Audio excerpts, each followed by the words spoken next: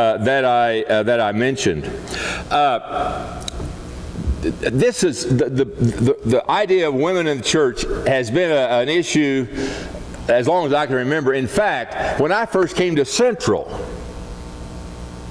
in 1975, the first thing I got involved with was a Bible study with the elders and deacons in the home of Gene and Verla Harlow. And we did it every week for months to study the role of women in the church. And back then we didn't have internet, so I remember Gene, he had his huge, I'd never seen a concordance this big. And he had it open, and he would just go to the word woman, lady, any word you could use, and we were literally, right down each column about women, and we studied it for months. That's almost 40 years ago. And we have been studying it ever since. And if I were to look at one area that has created more discussion in the restoration movement, I would say it's in that whole area of the role of women in the church or in serving the Lord. And so that's what it's all about. And today we're going to look at some of the things from my point of view that I think are important for the woman in the house. Now, we have some marvelous women in this church. Great women. And they have had such a great influence on me. And they continue to do.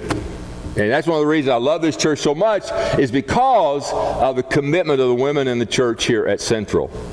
I'm delighted to have this morning one of our women who is going to share with us some thoughts on her own personal women that have been a part of her life. And that person is Bev Vath. Bev is a marvelous mother and woman and a great leader in our ministries here in a variety of ways. But also her mother, Verla Harlow, is also just a marvelous mother and woman in all that she has done. And then I go back even further to her mother, and I know that at least 3 women in that generation. And so I have asked Bev just to share with us just a couple of minutes on how she sees the really important traits of women in the church. And I just want you to know she speaks from a background that I think has lots of credibility because of knowing that particular family. So if you'll just give your attention now to Bev as she shares with us a few things about the woman.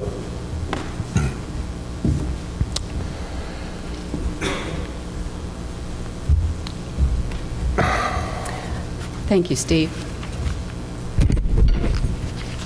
Well, Steve already stole a lot of my thunder. But I've been blessed to grow up in a family that I've been just surrounded by godly women. My mother, my grandmother, aunts, my sister, cousins, and I still continue to be influenced by them, and they've influenced my feelings about the role of a woman and as a mother and a wife and a daughter.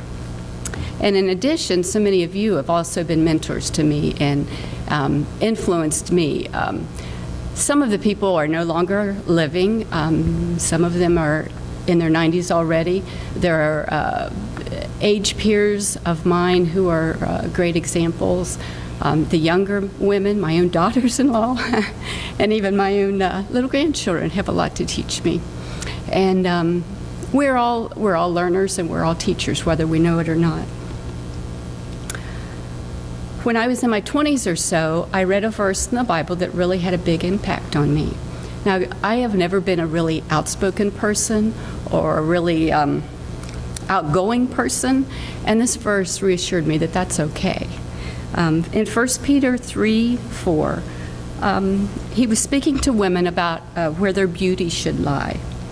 Instead, it should be that of your inner self, the unfading beauty of a gentle and quiet spirit, which is of great worth in God's sight. So a gentle and quiet spirit, and it's like, God likes that. That's okay. And if you know my mom, and I can't look at you, Mom. If you know my mom, she's the epitome of this verse, a quiet, gentle spirit. I wasn't going to cry. When my dad and my mom were first married, my dad was not a member of the church. He loved God. He was a believer in God, but he wasn't involved, or he wasn't at all interested in the church. And through my mom's quiet example and not nagging or anything like that, she was able to influence him to commit his life to Christ and later become a leader in the church with her by his side. And besides her gentle, quiet spirit, she had and still has the spirit of just do it. She led by example. She never preached Christ to us, Christ-like service to us. She didn't give us big lectures or anything. She just did it. And oftentimes we went with her as children. She didn't wait for a sign-up list, and she didn't wait for a committee. When she saw a need that needed to be filled, she just did it. And for example, I can remember several times when we had a family that we knew that was going through a tough time, and she and my dad would just get a grocery bag, fill it full of groceries, and just take it to their house. And she just did it. And these scenes are just burned in my memory. So these two qualities, among many, many others,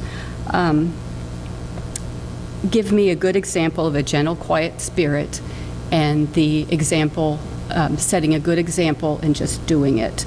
And they still provide me with a living blueprint of a godly woman. Thanks, Mom.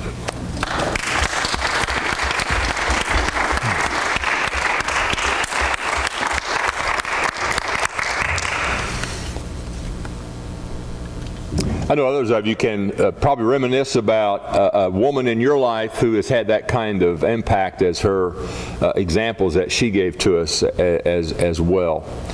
I want to make a few points about the woman in the house. When you think about remodeling a home, there are some major things that you do, and I think we're talking major here. And I think we were doing that last week with the role of men in the home as well. The first point I want to make is that the woman of the house is equal to the man of the house. Let me repeat that. The woman of the house is equal to the man of the house.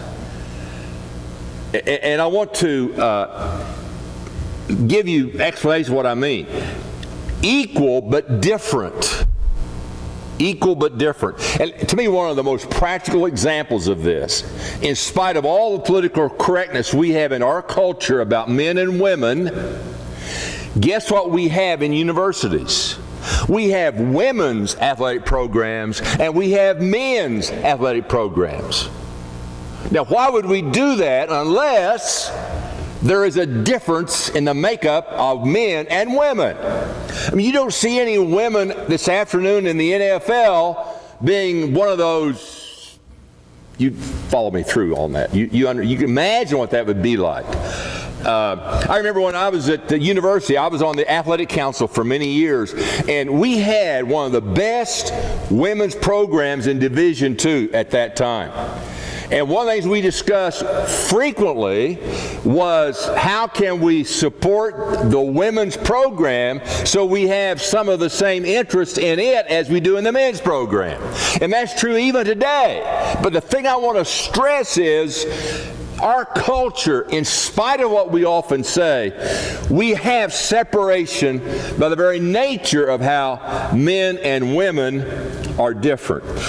And I think Genesis 1 verse 27 is really important in regard to this idea. And if you would just look at this particular verse. So God created, notice this now, God created mankind, and we could here use the word humankind, all right? In His own image, in the image of God, He created them, male and female, He created them. No indication here of one being subordinate to the other. men and women are equal. Now, another thing I think is important looking at what the Scripture says. In 1 Corinthians chapter 12, in verses 7 through 11, Paul writes to the Corinthians about gifts. Notice in looking at these verses, I'm going to share those with you. Notice he doesn't separate men are given these and then women are given some. He doesn't do that. The same gifts that are available to men are available to women. Again, equality of the two. Let me just read those verses and think about what I've just said in regard to what I read in this passage. 1 Corinthians chapter 12 and beginning in verse number 7. Now to teach one the manifestation of the Spirit is given for the common good. To one there is given through the Spirit the message of wisdom, to another the message of knowledge by means of the same Spirit, to another faith by the same Spirit, to another gifts of healing by that one Spirit, to another miraculous powers, to another prophecy, to another distinguishing between spirits, to another speaking in different kinds of tongues, and to still another the interpretation of tongues. All these are the work of one and the same Spirit, and He gives them to each one just as He determines. Notice He doesn't say He gives some to the men, none to the women. Everything is the same. So I think as you look through Scripture, this is something that comes across very clearly. And again, I know every analogy you use has weaknesses. I appreciate that. So you can't carry this too far. But I know there are some of you in this room who are good chess players. And you know in the game of chess, the queen is the most powerful of all pieces, capable of moving in any unobstructed distance and in any direction. And capture of the queen ordinarily means checkmate of the king.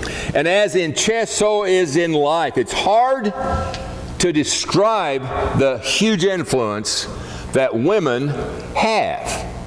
And I think part of that is understanding this concept that I think is very basic in the Scripture, and that is men and women are equal, just different in the way we function in the home. Now, I think part of this deals with our responsibilities. Now, notice husbands are to be the head and wives are to be a helpmeet, a partner. Now, does this mean the woman is sitting around waiting for the man to make decisions and then partner with those? No, we talked all about that last week. Again, I don't want to repeat that, but I just want you to realize that whole area of women and men, they're different. Each has different responsibilities, but they're equal in terms of value and what they do. And notice, we see this over and over, I think, in Scripture. For example, we see Priscilla and Aquila working with Paul in ministry. We see women who spoke plainly with Jesus. I mean, think of the discussion that Mary and Martha had in the presence of Jesus. And we see in the passage that Chris read for us in Proverbs 31 that women are active in running the household and operating a business for the benefit of the family. Now, having said that, don't forget the responsibilities of each is different. And this to me is really critical for us. Husbands will be judged and held responsible for the leadership of the family because that's their responsibility. But on the other hand, women will be judged and held responsible for how they were a help, a partner in leading with the husband. So it's not a matter of one being better or more qualified than the other. It's a matter of fulfilling responsibilities. Now, this is interpreted differently in the Restoration movement among different churches.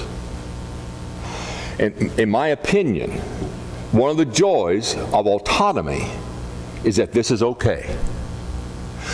Unlike some religious groups in our country, there is not any kind of hierarchy whatsoever. Every church runs on its own. And that's why elders are important, because they are instrumental in making those kinds of decisions. For example, in our congregation, we have wives side by side with husbands as deacons.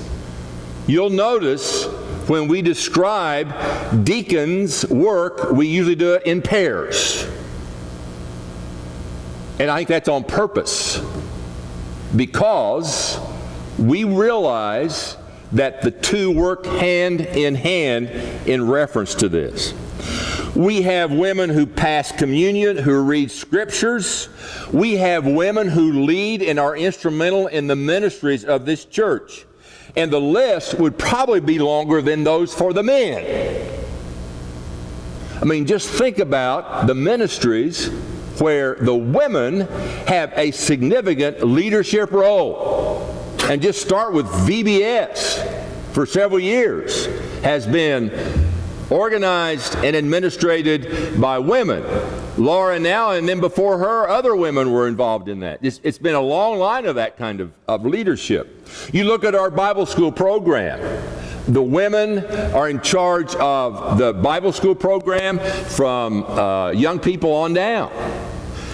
And that's just a few of the areas where women have significant roles in leadership here. Now, these changes have not occurred overnight. In fact, and Ken mentioned this earlier in the congregational meeting a while ago, we have talked about this for decades, literally. The idea of women passing communion, we have had on the agenda more times than you could ever imagine. So when we had a few years ago women starting to participate in doing that, that was not something that just came out of nowhere. We had discussed it and discussed it and discussed it. Now, other congregations may not have that view, and that's fine. That's why we're autonomous in the way we do things.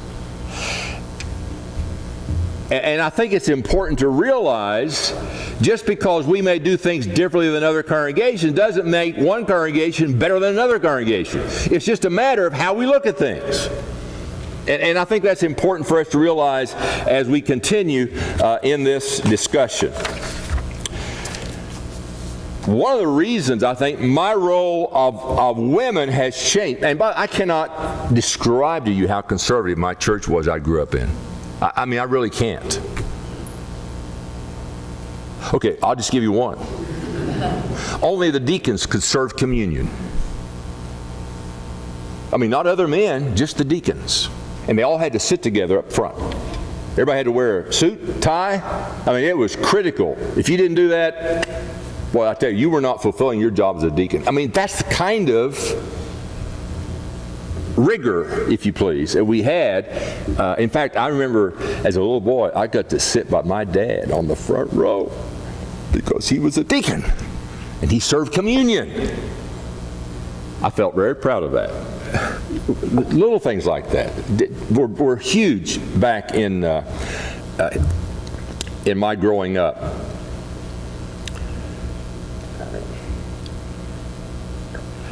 Now, there are some special challenges, and I think that's true here in this church.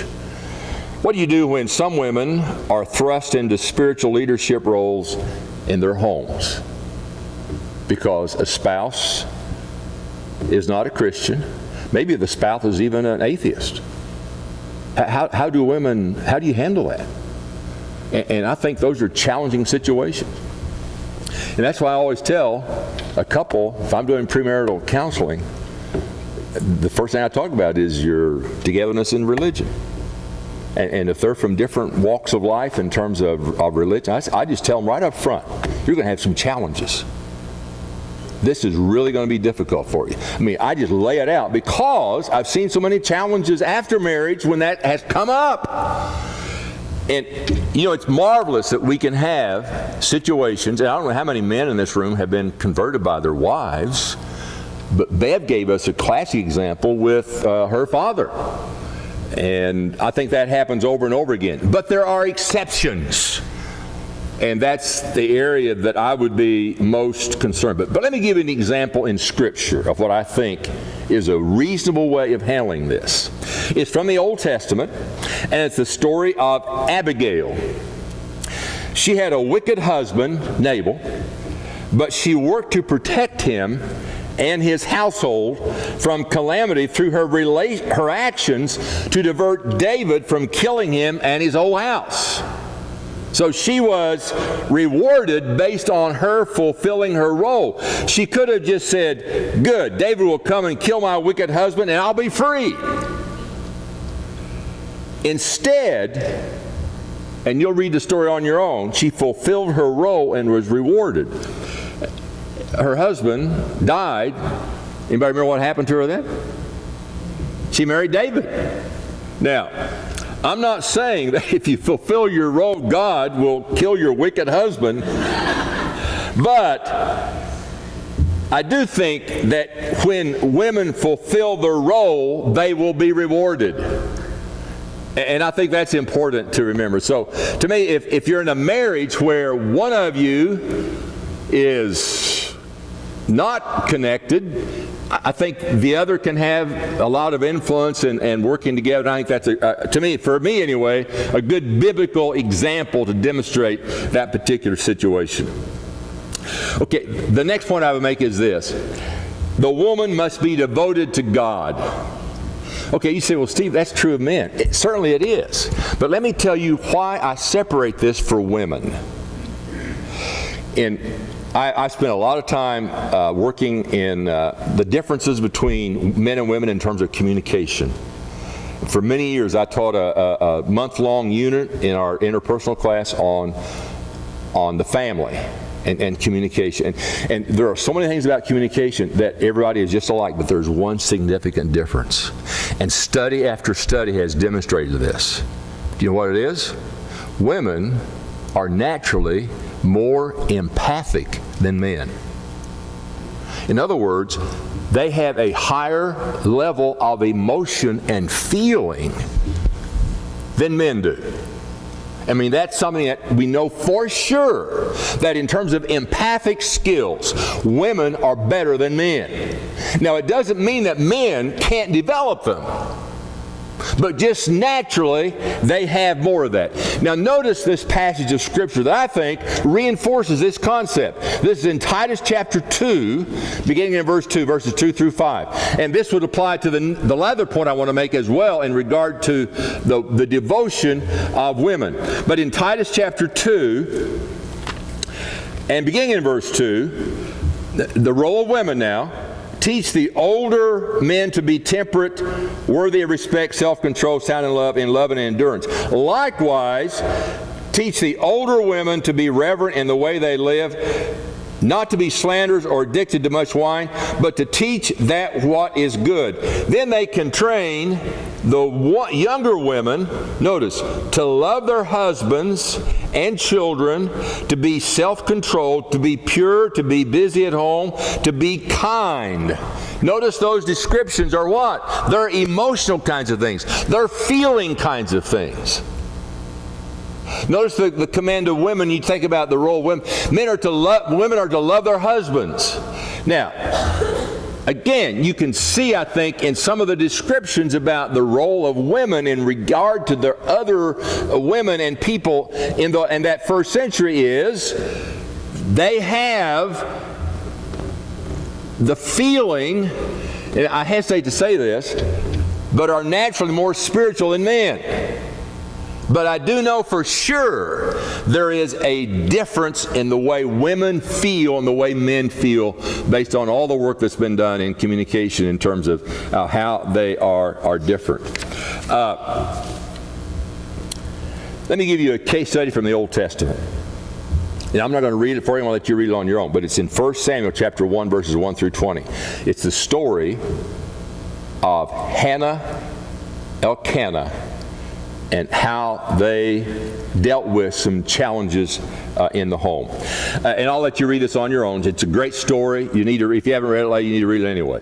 The first 2 verses in chapter 1 introduce us to the fact that Elkanah had 2 wives. You say, well, wait a minute, why would he have two wives? And one of them was, Hannah couldn't have children. And so it was a custom back then that if a wife was not fertile, could not have children, then you could have another wife. And that's what happened in this particular situation.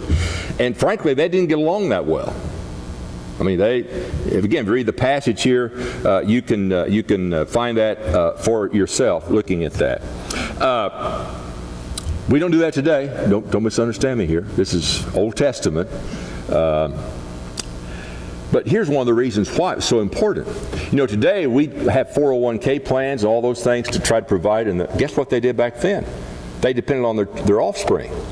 So if a mother was not, if the wife was not able to have children, then that was an insurance policy for them, to have a second wife who could bear them children. And so there are some very practical things that are involved in this whole business. Elkanah was a man of God. You read through verses 3 through 8, and he made a yearly trip to Shiloh to offer sacrifice. Peninnah was the other wife, and again, she and Hannah had all kinds of issues, especially her with Hannah, because there was some jealousy. She made fun of her because she couldn't have children. I mean, if you read the passage, you kind of just read into some of those things along the way with that. But Hannah was the favorite of Elkanah, which I'm sure also created some issues in that family. But she was completely devoted to God. And let me just give you some references here.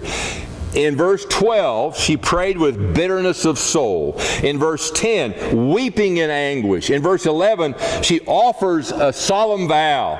In verse 12, with persistence. In verse 13, with all her heart. In verse 15 and 16, with all her soul. With faith in God's promise. Verse 18.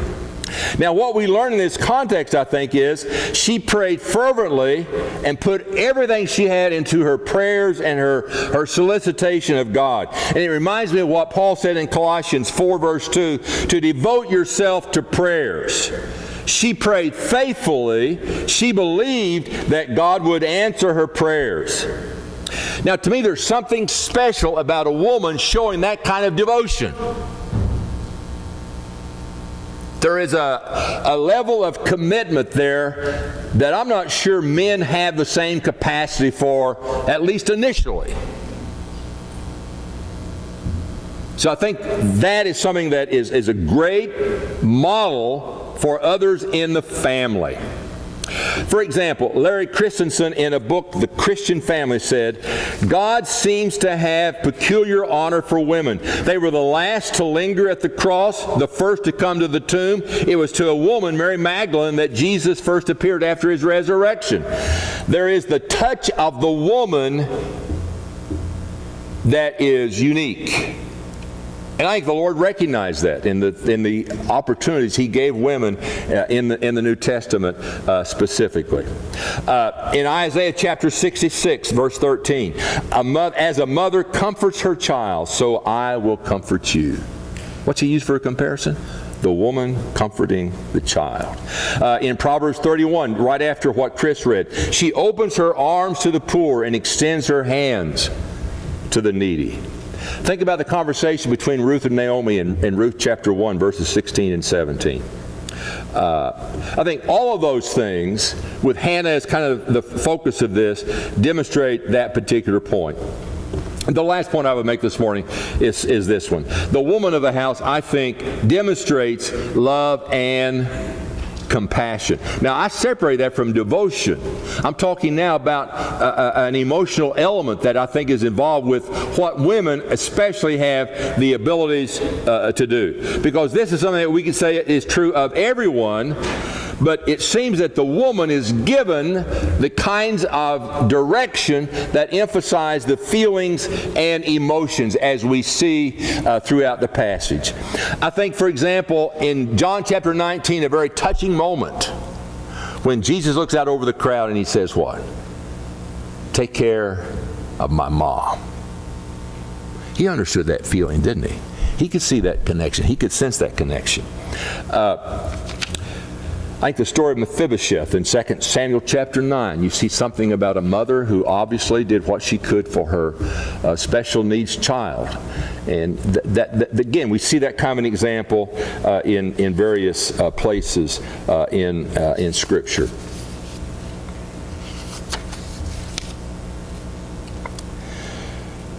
Again, when I get to this kind of ending, I'm never quite sure how to respond because it's not a typical sermon that leads easily into an invitation.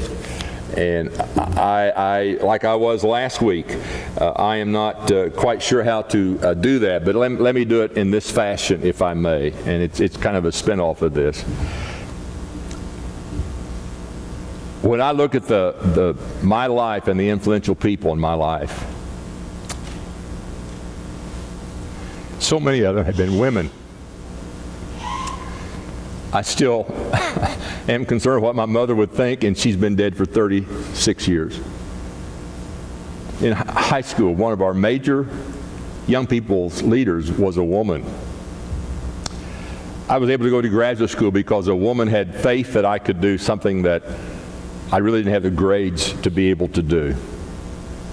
I was able to go on in another degree in graduate school because a woman taught me that I could be not a scholar, but at least someone who could do research and do it reasonably well.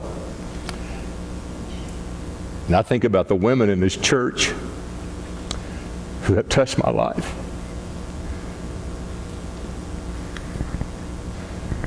Verla and Marcia are two of those. Ruth is another one of those. And of course, the women in my family, my wife, my daughter, and my daughter-in-law are marvelously faithful Christians. And I'm in awe of what I am able to be a part of in my family. And I would just like for you to know that with men and women, whatever you do, accept the idea that men and women are equal. And the role of women, in my opinion, is the same as men in terms of responsibilities and the ability to influence people.